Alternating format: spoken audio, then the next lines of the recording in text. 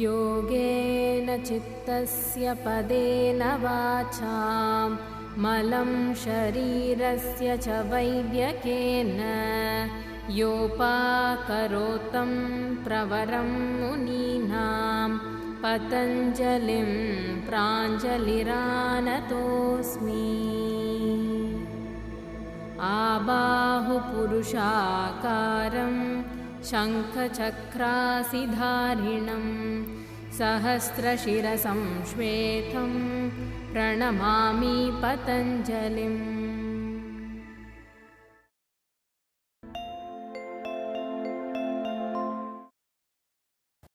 It's good to meet you in this next episode.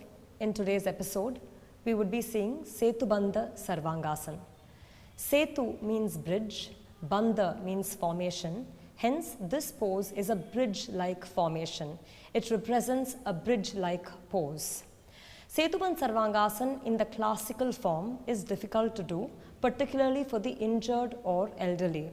In the prop variations that we will showcase today, you will see how beautifully and systematically Sri B.K.S. Iyengar has maintained the essence of the pose Sethu Bandha Sarvangasan and yet delivers a promise for every practitioner to be able to practice and reap from its practice as well. In today's episode, we will be seeing the first of the restorative poses. Sethu Bandha Sarvangasan is both a restorative pose as well as an inversion. It is an inversion because the head is at a lower position than the rest of the body, and therefore this pose must be practiced for a long period of time. The length of practice can be of a longer duration.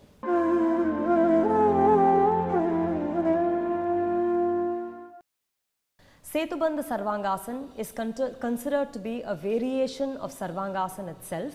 Since in the span of these 26 episodes, we still haven't seen independent Sarvangasan, we will not be proceeding with Sethu Bandha Sarvangasan as a variation of Sarvangasan. Instead, we will use Chatushpadasan as an intermediary pose to showcase or demonstrate Sethu Bandha Sarvangasan. In Iyengar Yoga, for Sarvangasan itself, we use a pile of blankets. Since Sethu Bandha Sarvangasan is its variation, here also we are using a pile of blankets to support the shoulder as well as the neck. So, keeping 3 blankets, one laid on top of the other symmetrically, we use the rounded edges on the outside and the ruffled edges on the inside. The neck curves over the rounded edges, and because the neck itself is a smooth curve, you want to make sure that it is the smooth edges on the outside and the ruffled edges are on the inside. Here, the practitioner lies back in the supine position where the shoulder is well placed on the pile of blankets, and then the neck is not hanging mid-air, rather the curvature of the neck is supported by the pile of blankets on the smooth edge. Because it's a smooth curve of the neck, we want the smooth edge to be on the neck side, the ruffled edges to be on the inside. Again, if a practitioner was to go too far up, you see how the neck is hanging while you move to Sethu Bandha Sarvangasan or Sarvangasan with the neck not supported like this, it will add to strain in the neck region and the cervical vertebrae gets affected. So we move the shoulders around 2 to 3 inches away from the top of the blanket such that the neck is fully supported by the blanket, and what touches the ground is the base skull or the occiput, the area around where the ponytail is. That base skull touches the ground, no other part of the head does. From this position, the practitioner then walks the feet back towards the buttock in such a way that both feet are aligned with the outer edges of the buttock, not the inner edges. Both feet are by the outer edges of the buttock. Coming to the shoulder, you should not raise the shoulder up in such a way that the chest is caving inwards. The edges of the shoulder should be firmly placed in a way that the collarbone is wide, chest is wide, the entire area of the chest is well spread. From here, From the back of the shoulder, you will have to move the shoulder muscles back, and then from the back of the shoulder, you will have to go down to hold your ankle. This gives the neck the necessary length. You must not move the front of the shoulder because it both shuts the neck space down and makes the chest compressed. So make sure you touch the edges of the shoulder, and then from the back of the shoulder you will have to move, traction the muscles to go hold the ankles. After that, keeping the knees apart but not so apart that they are falling down, the knees have to be maintained at a hip distance. From there, pushing or activating the feet, the entire sole of the foot must be pressed onto the ground, from where the practitioner raises the buttock and chest simultaneously. As you see, the buttock raises and then the chest raises up simultaneously. Sometimes what happens is the practitioner raises the buttock and leaves the chest hanging. This is a collapsed chest. This must not be done. So, you have to raise in such a way that you push the feet, raise the buttock with the chest. So, the buttock bone is active upward as much as the shoulder blade is. Both act communicating with each other. Shoulder blade in, buttock bone up, shoulder blade in, buttock bone up, constantly. In fact, you have to make a few swinging actions up and down so that you get the mobility and the range of motion. Pressing the feet, raise the buttock, raise the chest. Do this a few times before you go into the final pose. Now, coming to the final position where the buttock is up and the shoulder blade is well integrated, as you can see, there's a good clearance away from the neck. The arms must be firmly pressed. So the base, as in the shoulder as well as the feet, are the resource points for raising the chest as well as the buttock upwards. From this position, a practitioner can walk a little closer and then raise the heels up, so that raising that heel up will give more mobility to swing the hip upward and raise the chest up. The position should be where the sternum is vertically over the face, not falling backward. This is a wrong position. You have to build the dorsal spine, rib cage forward in such a way that the sternum stands vertical. At this point, keeping the legs such that the knees are contained at hip width, the practitioner then has to place the hands at the ribs at the back. The hands must support the rib cage. The hands should not go towards the waist or buttock. The hands must be at the rib cage. Then, keeping the knees at hip width distance, you will have to then release one leg at a time. When you release one leg, the tendency is for the hip to drop. That shouldn't happen. You have to push the hip up and then release one leg at a time. When you go to the final pose, Sethu Bandha, as the name suggests, bridge-like. This, as you can clearly see, is a bridge kind of a formation where pressing the feet, you have to mobilize the buttock upwards. Pressing the feet, you have to raise the chest up. In this, from the foot to head, from the foot to chest must be mobilized, so the foot or knees are not dull. Pressing the thigh down, press the knee down, pressing the feet down, you have to raise the pose, chest vibrant. Being in this pose for around 30 to 60 seconds, the practitioner then walks back, releases the hands and then settles with the hip down. You can then stretch out the legs in Shavasana or the lying down position. I would like to add at this point that this classical version of Sethu Bandha Sarvangasan is not easy for everybody to do. It requires a good tone and strength in the entire length of the spine. The wrists also must be in a position to hold weight. Here, I would like to add that when the wrist supports the rib cage, the chest doesn't fall in such a way that all the weight falls on the wrist. In fact, it is the contrary. The wrist provides the support using which the chest should raise up, not fall onto the wrists. Coming back, this pose, it may not be possible for the elderly, disabled, injured or sick people to do, and therefore Mr. B.K.S. Iyengar has come up with various variations that facilitates this pose or makes it accessible for everybody to do. In the upcoming segment, we will see the variations.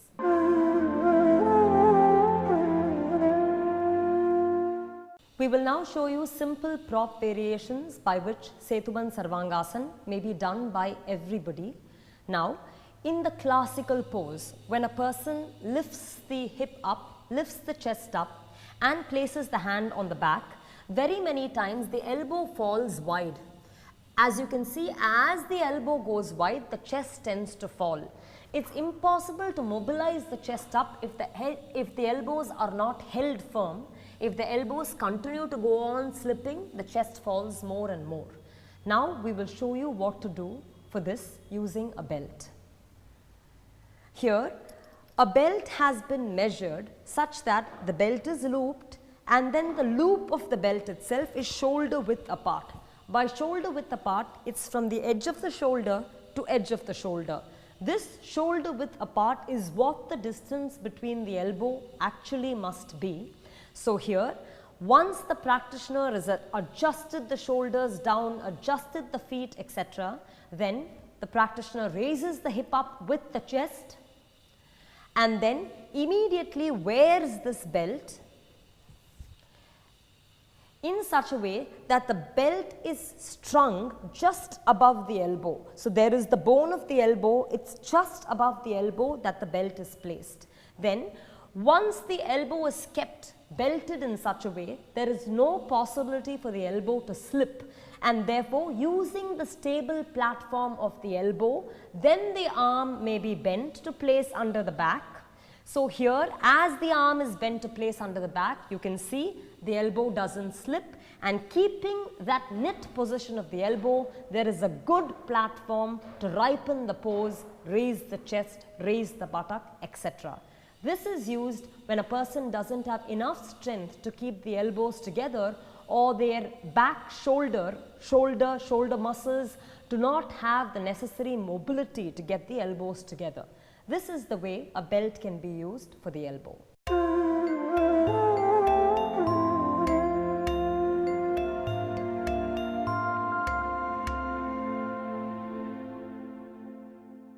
As we mentioned, Sethuban Sarvangasan is the bridge-like position, and hence whether it's classical or whether it's prop variations, that essence must be found. Now we will show a variation using two bolsters, which is arranged in a crosswise manner. We first keep a horizontal bolster, which is the lower bolster, on top of which we keep a vertical bolster. This is why it's called cross bolster, because it's got a cross-like formation. The vertical bolster is arranged centrally, and then it's also arranged vertical in such a way that neither the top portion falls nor the bottom portion falls. It's center to center. After doing this, the practitioner then comes and sits on the extreme lower end of the vertical bolster. Sitting on the extreme lower end of the vertical bolster, you then lie back and keep coming down until the shoulder definitely touches the ground. The shoulder must not hang in the air, it will again cause neck strain. The shoulder must come and touch the ground. Once the shoulder touches the ground, the cervical neck, the head is moved away and the neck itself is lengthened. Here you see the same vibrant opening of the chest, the clearance for the cervical neck, these have all been established. From here, the practitioner lengthens one leg at a time. In such a way, the heels are away, as far away as possible. You have to extend the heel ligaments. So, the traditional Sethuban Sarvangasan pose, which is a bridge kind of formation, is done. This is called cross bolster Sethuban Sarvangasan. I will add to this, as you can see here, the practitioner's feet are parallel. But for sometimes when you don't have control of the feet, or if the practitioner wants to keep it absolutely restive, it's possible that the feet fall out like this. Falling out like this is not always desirable, but in order to keep it restive, as you will see while you are resting, there's a natural tendency for the feet to fall out. Now, what you then do is you use a belt around the outer edges of the feet in such a way, a practitioner can then open the foot, allow the foot to rest, yet the belt keeps the foot aligned and doesn't allow the foot to completely fall out. So these are minute variations which can be constantly built to make the pose constantly refined more and more.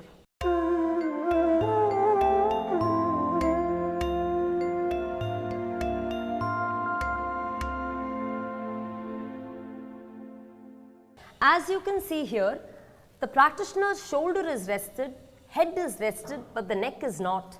The neck is still hanging. We already discussed before that the neck must be supported. In case a person doesn't have any neck problem whatsoever, this is okay to hold for a few minutes.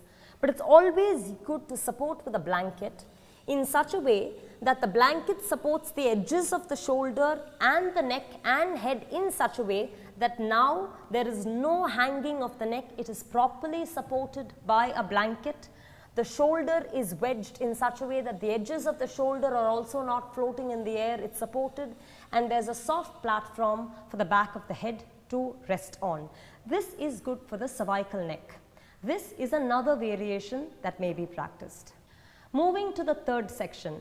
In case, because of this arched shape, a restorative pose must be done for several minutes at a time. It may be 7 minutes, it may be 10 minutes, it may be 15 minutes, depending on the practitioner's need. When we go to a greater length of time, if a practitioner experiences back strain, then what can be done is the leg is supported using a bolster such that the heel hinges are placed on the bolster.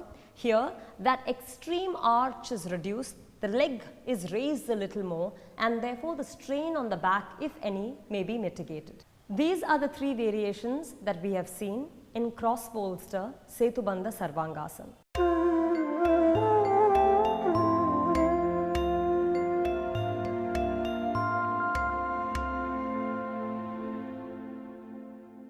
We will now show you the next variation using a bench. This is called a Sethu Bandha Sarvangasan bench. Nevertheless, if you are at home, you can also find a furniture of suitable height, let's say a bed without the mattress on top of it, and then you might use this to perform this pose. The poses that we've shown, the previous one as well as this, are considered to be highly restorative, and a practitioner may stay in it for several minutes at a time. So, using this bench, a practitioner sits in such a way that they face the end, that is the foot end of the bench. By foot end, I will let you know. You take the legs and put it up on the bench, and then recline in such a way that you recline upon the bench in such a way that the shoulder is then rolled down towards the blanket. So, right now the shoulder, as you see, is hanging in the air, but a practitioner must go down until the shoulder goes down towards the blanket. Remember, we said in Sethu Bandha Sarvangasan that the ribs must be supported by the palms. Here, as you see, the last ribs are sharply supported by the bench, and therefore this is an apt support or an apt variation. From here, after making sure that the shoulders are well placed, there must be no doubt that the shoulder is placed. If you do hesitate, make sure you take a few minutes to check that the shoulder is placed. If the shoulder hangs, it definitely affects or puts strain on the neck. That must not happen. Placing the shoulder down, you can hold the edges of the bench to sharply roll the shoulders back away from the neck so that the neck can be lengthened. Here, you then stretch one leg at a time in such a way that the heels are extended. This person, this student is much taller, and therefore the heels are hanging. Essentially, the entire length of the heel is also supported by the bench. For this kind of a constitution, where the person is much longer, you may then use a pile of blankets that support the heel as well, so that this heel is not left hanging. Here too the heel is hanging. You should then use an additional blanket to make sure the heel is also supported, because the idea is to make the pose restive. When any area hangs, it disturbs the restive nature of the pose. Here then the hands are released by the sides of the body, and then you may be in this pose for several minutes at a time. In this manner, the heels are also supported by the blanket. So as you can see, every part of the trunk that is laid on the bench is supported. It's like lying down on a bed where just the aspect of lying down gives you relief. No part of the body is left hanging. The entire body is lying down on a supportive surface. This is important to note. Here, as you can see, there is a tremendous opening of the chest and a good length to the abdomen. Hence, the abdominal organs as well as the chest, the diaphragm, gets a tremendous opening. This is a variation of Sethu Bandha Sarvangasan that, as I mentioned, can be practiced for several minutes at a time. If a person is tired, one may also completely rest in this pose for up to half an hour. But this happens only as the practice builds up.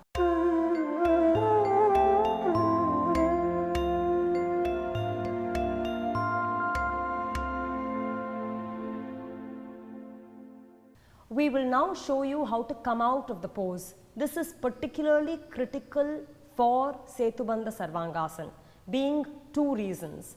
One is it is an inversion. Second is it's a restorative pose. And so if you come out of it in a way that is harsh or disturbing, the quality of rejuvenation may be disturbed.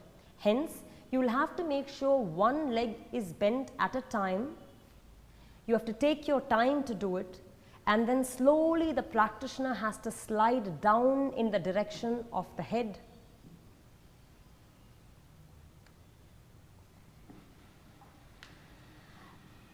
Then once the buttock reaches the floor, you may remain in this position for a few seconds. Then you turn to the right side, keeping the right arm under the head like a pillow. Then pressing the left palm in front of you, you come up. This is important to follow. You will not come up in Sethu Bandha Sarvangasan such that you just lift up in a way that the abdomen crunches. That completely disturbs the pose. You must roll down in the manner shown.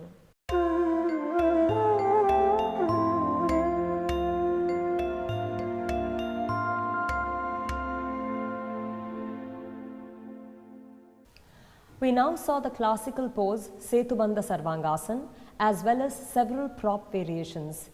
It is truly a marvel as to how Sri BKS Iyengar has envisioned the pose and created appropriate prop variations such that a person of truly any condition or disability can still practice it. All of these variations are very specific and purposeful. One must remember that prop arrangements must be made in a purposeful manner. It's not about using any prop in any manner there is. It has a definite intent and a definite reasons.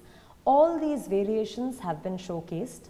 Nevertheless, there are so many variations available for every single asana in Iyengar Yoga depending on a person's condition that showing every one of them is beyond the scope of these episodes. We have shown you the most pertinent ones or the ones that are widely used. Sethu Bandha Sarvangasan has several benefits. Because of the abundant chest opening in the pose, the area of the respiratory region is flushed with a lot of blood and as well as experiences a heightened amount of space.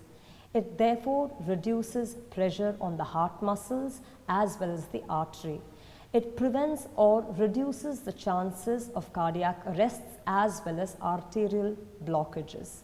Also, because the solar plexus is the center point of the chest, opening the diaphragm and the solar plexus gives a lot of restive, passive rejuvenation to the entire body.